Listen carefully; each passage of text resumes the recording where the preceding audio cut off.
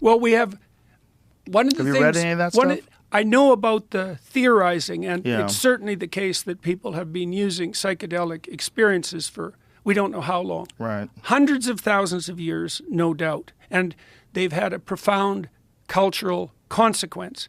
One of the things that a psychedelic experience does is amplify that sense of intrinsic interest, right? So it strips your perceptions of their inhibition by memory.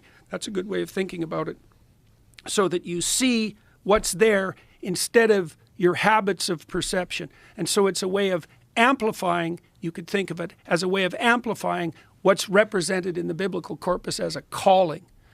And the thing that's odd about the calling, well, you know, you can think about it this way, when you're laying out a podcast, when you're participating in a podcast, you're following a golden thread, right? You're following where your interest takes you and your curiosity takes you. And that's not something you can pre-plan, right? It's something that happens in the moment.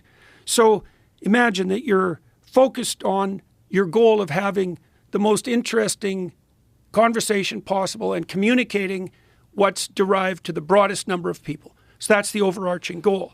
Okay, now you focus on the moment and a spirit arises within you. That's a good way of thinking about it. That's the logos. A spirit arises within you that leads you on a pathway that's an investigation into the truth.